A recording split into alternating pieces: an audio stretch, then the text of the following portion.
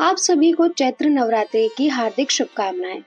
ओम चंडिका देवी को नमस्कार है। मार्कंड जी ने कहा, पितामह जो इस संसार में परम गोपिन है तथा मनुष्यों के सब प्रकार से रक्षा करने वाला है, और जो अब तक आपने दूसरा किसी के सामने प्रकट ना किया हो, ऐसा कोई साधन मुझे बतलाइए। ब्रह्मा जी बोले, ब्राह्मण, ऐसा साधन तो एक देवी का कवच ही है, जो गोपिन से भी परम गोपिन है, पवित्र तथा संपूर्ण प्राणियों का उपकार करने वाला है। महामुने, उसे श्रवण करो। देवी की 9 मूर्तियां हैं, जिन्हें नवदुर्गा कहते हैं। उनके पृथक पृथक नाम बतलाए जाते हैं। प्रथम माता का नाम शैलपुत्री है, दूसरी मूर्ति का नाम ब्रह्मचारिणी है, तीसरा स्वरूप चंद्रघंटा के नाम से प्रसिद्ध है, चौथी मूर्ति को कुष्मांडा कहते हैं, पांचवी दुर्गा का नाम स्कंद माता है, देवी के छठे रूप को कात्यायनी कहते हैं, सातवां कालरात्रि और आठवां स्वरूप महागौरी के नाम से प्रसिद्ध है, नवी दुर्गा का नाम सिद्धात्री है। ये सब नाम सर्वज्ञ महात्मा वेद भगवान द्वारा ही प्रतिपादित हुए हैं।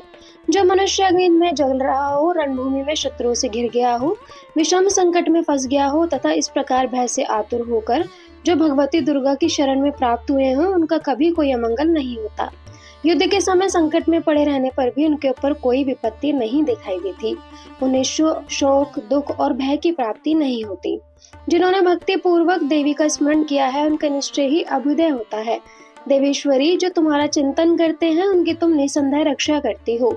चामुंडा देवी प्रेत पर आरूढ़ होती हैं, बाराही भैंसे पर सवारी करती हैं, ऐन्द्री का वाहन ऐरावत हाथी है, वैष्णवी देवी गरुड़ पर ही आसन जमाती हैं, माहेश्वरी वृक्ष पर आरूढ़ होती हैं, कुमारी का वाहन मयूर है, भगवान विष्णु की प्रियतमा लक्ष्मी देवी कमल के आसन पर विराजमान है और हाथों में कमल धारण किए हुए हैं। वृक्ष पर आरूढ़ ईश्वरी देवी ने श्वेत रूप धारण कर रखा है। ब्रह्मा देवी हंस पर बैठी हुई है और सब प्रकार के आभूषणों से विभूषित है। ये सभी माताएं सब प्रकार की योग शक्तियों से संपन्न हैं। इनके सिवा और भी बहुत सी देवियां हैं, जो अनेक प्रकार के आभूषणों की शोभा से युक्त तथा नाना प्रकार के रत्नों से सुशोभित हैं। ये संपूर्ण देवियां क्रोध में भरी हुई हैं और भक्तों की रक्षा के लिए रथ पर बैठी दिखाई देती हैं। ये शंख, चक्र, गदा, शक्ति, हल और मूसल, खेटक और तोमर, परशु तथा पाश, कुंत और त्रिशूल एवं उत्तम शार्कधनुष आदि अस्त्र शस्त्र अपने हाथों में धारण करती हैं। दैत्यों के शरीर का नाश करना, भक्तों को विधान देना और देवताओं का कल्याण करना, यही उनके शस्त्र धारण का उद्देश्य है। महान रौद्र रूप, अत्यंत घोर पराक्रम, महान बल और महान उत्साह वाली देवी, तुम महान भय का नाश करने वाली हो, तुम्हें नमस्कार है। तुम्हारी ओर देखना भी कठिन है। शत्रुओं का भय बढ़ाने वाली जगदम्बिके, मेरी रक्षा करो। पूर्व दिशा में ऐन्द्री इंद्र शक्ति मेरी रक्षा करें, अग्नि कोण में अग्नि शक्ति, दक्षिण दिशा में वाराही तथा नित्य कोण में खड्ग धारिणी मेरी रक्षा करें। पश्चिम दिशा में वारुणी और वायव्य कोण में मृत पर सवारी करने वाली देवी मेरी रक्षा करें। उत्तर दिशा में कुमारी और ईशान कोण में शूल धारिणी देवी रक्षा करें। ब्रह्माणी, तुम ऊपर की ओर से मेरी रक्षा करो और वैष्णवी देवी नीचे की ओर से मेरी रक्षा करें। इसी प्रकार शव को अपना वाहन बनाने वाली चामुंडा देवी 10 दिशाओं में मेरी रक्षा करें। जया आगे से और विजय पीछे की ओर से मेरी रक्षा करें।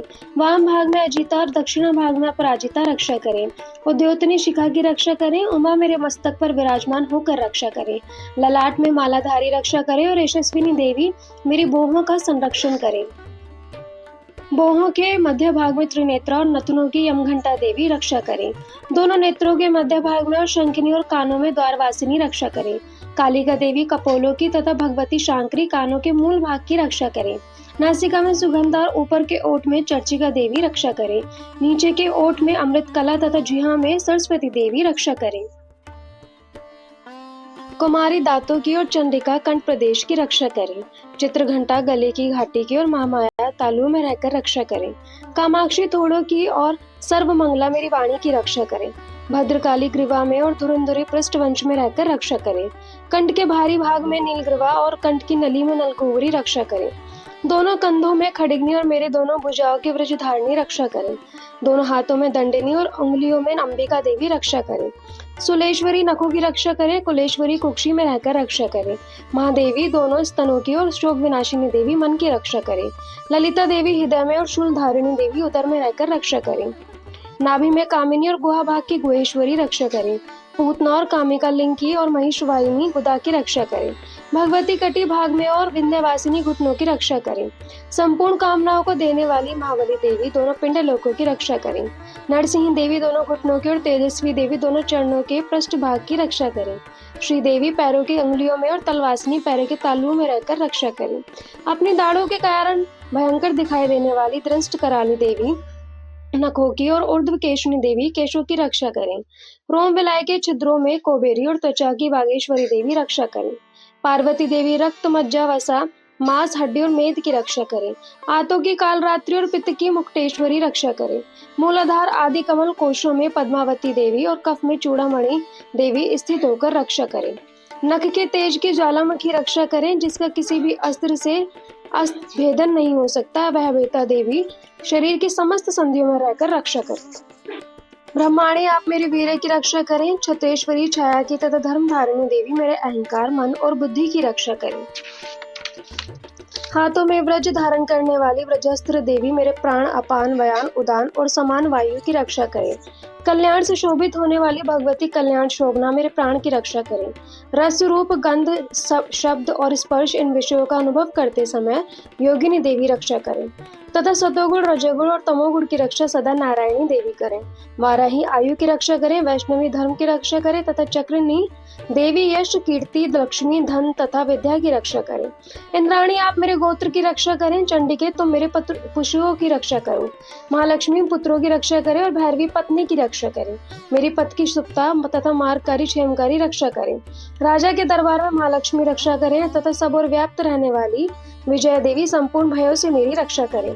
देवी जो स्थान कवच में नहीं कहा गया है अतएव रक्षा से रहित है, वह सब तुम्हारे द्वारा सुरक्षित हो, क्योंकि तुम विजयशालिनी और पाप नाशिनी हो। यदि अपने शरीर का भला चाहे तो मनुष्य बिना कवच के कहीं पग भी न जाए, कवच का पाठ करके ही यात्रा करे। कवच के द्वारा सब ओर से सुरक्षित मनुष्य जहाँ जहाँ भी जाता है वहाँ वहाँ उसे धन लाभ होता है तथा संपूर्ण कामनाओं को सिद्ध करने वाली विजय की प्राप्ति होती है। वह जिस जिस अभिष्ट वस्तु का चिंतन करता है उसको निश्चय ही प्राप्त कर लेता है। वह पुरुष इस पृथ्वी पर तुलना रहित महान ऐश्वर्य का भागी होता है। कवच से सुरक्षित मनुष्य निर्भय हो जाता है, युद्ध में उसकी कहीं भी पराजय नहीं होती तथा वह तीनों लोकों में पूजनीय होता है। देवी का यह कवच देवताओं के लिए भी दुर्लभ है। जो प्रतिदिन नियम पूर्वक तीनों संध्याओं के समय श्रद्धा के साथ इसका पाठ करता है उसे देवी कला प्राप्त होती है तथा वह तीनों लोकों में कहीं भी पराजित नहीं होता। इतना ही नहीं, वह अपमृत्यु से रहित तो 100 से भी अधिक वर्षों तक जीवित रहता है। मकरी चेचक और कोढ़ आदि उसकी संपूर्ण व्याधियां नष्ट हो जाती हैं। कनेर भाग अफीम धतूरे आदि का स्थावर विष, सांप और बिच्छू आदि के काटने से चढ़ा हुआ जंगम विष तथा अहिफेन और तेल के संयोग आदि से बनने वाला कृत्रिम विष, ये सभी प्रकार के विष दूर हो जाते हैं, उनका कोई असर नहीं होता। इस पृथ्वी पर मारण मोहन आदि जितने अविचारिक प्रयोग होते हैं तथा इस प्रकार के जितने यंत्र मंत्र होते हैं, वे सब इस कवच को हृदय में धारण कर लेने पर उस मनुष्य को देखते ही नष्ट हो जाते हैं। यही नहीं, पृथ्वी पर विचरने वाले ग्राम देवता, आकाशचारी देव विशेष, जल के संबंध से प्रकट होने वाले गण, उपदेश मात्र से सिद्ध होने वाले निम्न कोटि के देवता, अपने जन्म के साथ प्रकट होने वाले देवता, कुल देवता, माला, डाकिनी, शाकिनी, अंतरिक्ष में विचरने वाली अत्यंत बलवती भयानक डाकिनियां, ग्रह, भूत, पिशाच, यक्ष, गंधर्व, राक्षस, ब्रह्म राक्षस, बैताल, कुष्मांड और भैरव आदि अनिष्टकारक देवता भी हृदय में कवच धारण किए रहने पर उस मनुष्य को देखते ही भाग जाते हैं। कवचधारी पुरुष को राजा से सम्मान वृद्धि प्राप्त होती है। यह कवच मनुष्य के तेज की वृद्धि करने वाला और उत्तम है। कवच का पाठ करने वाला पुरुष अपनी कीर्ति से विभूषित भूतल पर अपने सुयश के साथ साथ वृद्धि को प्राप्त होता है। जो पहले कवच का पाठ करके उसके बाद सप्तशती चंडिका का पाठ करता है, उसकी जब तक वन पर्वत और कानों सहित यह पृथ्वी टिकी रहती है तब तक यहाँ पुत्र पौत्र आदि संतान परंपरा बनी रहती है। फिर देहांत होने पर वह पुरुष भगवती महामाया के प्रसाद से उस नित्य परम पद को प्राप्त होता है जो देवताओं के लिए भी दुर्लभ है। वह सुंदर दिव्य रूप धारण करता और कल्याण में शिव के साथ आनंद का भागी होता है। 7वां अध्याय, चंड और मुंड का वध। मैं मातंगी देवी का ध्यान करता हूँ। वे रतन में सिंहासन पर बैठकर पढ़ते हुए तोते का मधुर शब्द सुन रही हैं। उनके शरीर का वर्ण श्याम है। वे अपना एक पैर कमल पर रखे हुए हैं और मस्तक पर अर्धचंद्र धारण करती हैं तथा कुम्हार पुष्पों की माला धारण किए वीणा बजाती हैं। उनके अंग में कसी हुई चोला शोभा पा रही है। वे लाल रंग की साड़ी पहने, हाथ में शंख में पात्र लिए हुए हैं। उनके वदन पर मधु का हल्का हल्का प्रभाव जान पड़ता है और ललाट में बेंदी शोभा दे रही है। ऋषि कहते हैं, तदंतर शुंभ की आज्ञा पाकर वे चंड मुंड आदि दैत्य चतुरांगनी सेना के साथ अपने अस्त्र शस्त्रों से सुसज्जित हो चल दिए। फिर गिरिराज हिमालय के सुवर्ण में ऊंचे शिखर पर पहुंचकर उन्होंने सिंह पर बैठी देवी को देखा। वे मंद मंद मुस्कुरा रही थी। उन्हें देखकर दैत्य लोग तत्परता से पकड़ने का उद्योग करने लगे। किसी ने धनुष तान लिया, किसी ने तलवारें संभाली और कुछ लोग देवी के पास आकर खड़े हो गए। तब अंबिका ने उन शत्रुओं के प्रति बड़ा क्रोध किया। उस समय क्रोध के कारण उनका पूरा मुख काला पड़ गया, ललाट में भौहें टेढ़ी हो गई और वहां से तुरंत विकराल मुखी काली प्रकट हुई, जो तलवार और पाश लिए हुई थी। वे विचित्र खड्गवांग धारण किए और चीते के चम्र की साड़ी पहनकर नर मुंडों की माला से विभूषित थी। उनके शरीर का मांस सूख गया था, केवल हड्डियों का ढांचा था, जिससे वह अत्यंत भयंकर जान पड़ती थी। उनका मुख बहुत विशाल था, जीभ लपलपाने के कारण वे और भी ज्यादा डरावनी प्रतीत होती थी। उनकी आंखें भीतर को धसी हुई और कुछ लाल थी। वे अपनी भयंकर गर्जना से संपूर्ण दिशाओं को गुंजा रही थी। बड़े बड़े दैत्यों का वध करती हुई वे कालिका देवी बड़े वेग से दैत्यों की सेना पर टूट पड़ी और उन सबको भक्षण करने लगी। वे पार्षद रक्षकों को, अंकुशधारी महावतों, योद्धा और घंटा सहित कितने ही हाथियों को एक ही हाथ से पकड़कर मुंह में डाल देती थी। इसी प्रकार घोड़े, रथ और सारथी के साथ साथ सैनिकों को मुंह में डालकर वे उन्हें बड़े भयानक रूप से चबा डाल रही थी। किसी के बाल पकड़ लेती, किसी का गला दबा देती, किसी को पैरों से ही कुचल डालती और किसी को छाती के धक्के से मारकर गिराकर मार डालती थी। वह असुरों के छोड़े हुए बड़े बड़े अस्त्र शस्त्र मुंह से पकड़ लेती और रोष में भरकर उन्हें दांतों से ही पीस डालती थी। काली ने बलवान एवं दुरात्मा दैत्यों की वह सारी सेना रोन डाली, खा डाली और कितनों को मार भगाया। कोई तलवार के घाट उतारे गए, कोई खड़ंग से पीटे गए और कितने ही असुर दांतों के अग्रभाग से कुचले जाकर मृत्यु को प्राप्त हुए। इस प्रकार देवी ने असुरों की उस सारी सेना को क्षण भर में ही मार गिराया।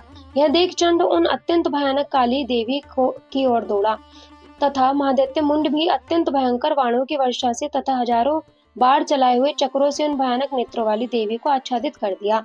वह अनेक चक्र देवी के मुख से समाते हुए ऐसे जान पड़े मानो सूर्य के बहुतरे मंडल बादलों के उदर में प्रवेश कर रहे हों। तब भयंकर गर्जना करने वाली काली ने अत्यंत रोष में भरकर विकट अट्टहास किया। उस समय उनके विकराल वदन के भीतर कठिनता से देखे जा सकने वाले दांतों के प्रभाव से वे अत्यंत उज्जवल दिखाई देती थी। देवी ने बहुत बड़ी तलवार हाथ में ले का उच्चारण करके चंड पर धावा किया और इसके केश पकड़कर उसी तलवार से